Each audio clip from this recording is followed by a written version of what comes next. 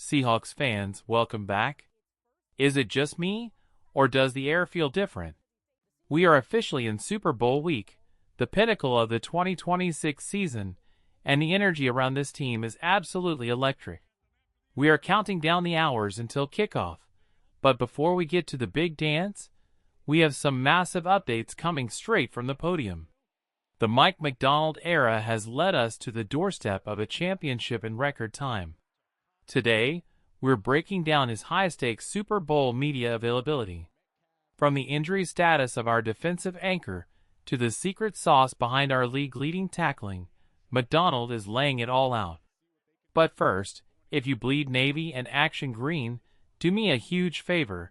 Smash that like button, share this video with the 12s everywhere, and subscribe to the channel so you stay locked in for our massive Super Bowl Sunday live stream.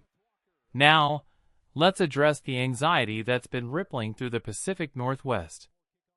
If you've been on social media at all in the last 24 hours, you've seen the panic. Is our secondary actually going to be at full strength for the biggest game of our lives? That's the question everyone is asking. Coach Macdonald didn't dodge it. He walked right up to the mic and addressed the Nick Monty situation head-on. For those who missed the report, Monty rolled his ankle during a Wednesday session, and the words, "ankle sprain," are the last thing a fan wants to hear days before a Super Bowl. But Macdonald's tone was incredibly reassuring. He confirmed it's a low ankle sprain, which is the best-case scenario for that type of injury. While the team is being overly cautious, as they should be, the coach fully expects Monty to be out there on Sunday. Monty is already participating in walkthroughs and is moving around well. The philosophy here is simple. Handle it the right way now, so he can be rolling when the lights are brightest. But it's not just about who is on the field. It's about the philosophy that got us here. Macdonald was asked about his physical style and how he prepares this team to play a brand of football that nobody wants to match. His answer was fascinating. He talked about the balance between padded practices and what he calls ACT tempo practices. It's all about monitoring the player's output, a process spearheaded by Sam Ramsey, to ensure the guys have enough gas in the tank for the fourth quarter. It's clearly working, as Macdonald pointed out that our injury history over the last 2 years has been among the best in the NFL. That isn't luck, that's a calculated, scientific approach to football. One of the most emotional moments of the presser came when Mike was asked about sacrifice. We often think about the players, but Macdonald took a moment to pull back the curtain on the life of a coach. He spoke about his wife's sacrifice, how just a couple of years ago, they were in the AFC Championship game and 48 hours later, they were flying across the country to Seattle to start this journey.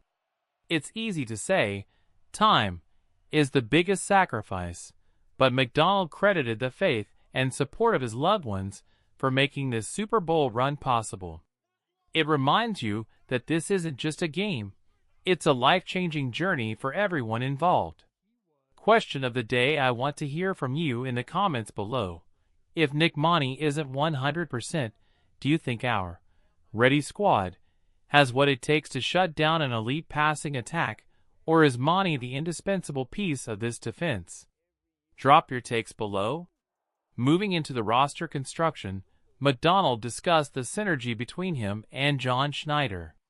When they first took over, they weren't just looking for physical freaks. Macdonald specifically mentioned that you can't just go find a Nick Monty who is 6 feet 3 inches and runs a 4.3 every day. Those people don't exist in bulk. Instead, they looked for mentality, toughness, and brick factor. They wanted players who shared an obsessive love for the game. This alignment from day one is exactly why the risky moves we saw earlier in the cycle, moving on from franchise staples to bring in fresh blood, have paid off so spectacularly. And speaking of those moves, let's talk about the defense's calling card: tackling. The Seahawks have been a masterclass in fundamental football this year. Macdonald gave huge flowers to Chris Partridge for this. They created a Finnish coach role and a curriculum called EAT, effort, angle, and tackling.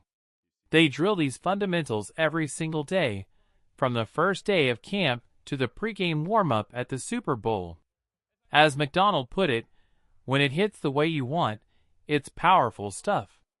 It's part of the team's DNA now. The conversation shifted to the rookies and how they've integrated so quickly. Usually, veterans are wary of high draft pick rookies. They see them as replacements. But Macdonald praised the vets on this squad for embracing the young guys. This culture of development has allowed players like Nick Monty to fly around the field and learn at an accelerated rate. It's a full tilt investment into development that has turned this roster into a cohesive unit rather than a collection of individuals.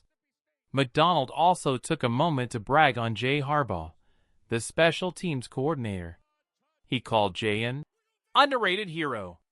These two go way back to their intern days in Baltimore in 2014.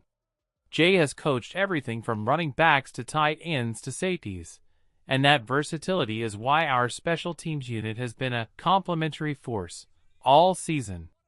Jay pushes the envelope, challenges the status quo, and chases every possible edge. In a game like the Super Bowl, where one special teams play can change history, having a mind like Jay Harbaugh's is a massive advantage. As we look towards Sunday, the focus is on the synergy of the pass rush. Macdonald noted that both the Seahawks and the Patriots love to run stunts and games on the defensive line. The key, according to Mike, is not being robots. It's about the chemistry between the linemen, understanding the angles, and the timing versus different protection schemes. If we can affect the quarterback while rushing only 4 players, it allows us to drop more men into coverage and suffocate the passing lanes. Finally, Macdonald was asked about the risk involved in this season. Getting rid of massive names, bringing in new coordinators like Clint, and essentially rebooting the offensive identity. Macdonald didn't see it as a risk. He saw it as a responsibility. He said the goal from the get-go was to become a championship team. You don't get here by playing it safe. You get here by trusting the process and stacking good days until you look up and realize you're at the Super Bowl. The journey hasn't been easy, and the sacrifices have been real, but the Mike Macdonald Seahawks are ready. They are healthy, they are focused, and they are playing a style of football that truly nobody wants to match. The ready squad is prepared, the veterans are locked in, and the rookies are hungry. 10 years from now, when this team has its reunion, they won't just remember the shadow boxing or the laughs in the locker room. They'll remember the ring they're about to fight for. Thanks for watching today's deep dive into the Mike Macdonald presser. We are just days away from glory. Make sure you're subscribed so you don't miss our live coverage on Sunday. We're going to be bringing you every moment, every big play, and hopefully the trophy presentation. I hope you have a great rest of your day, stay hyped, and as always, go Hawks!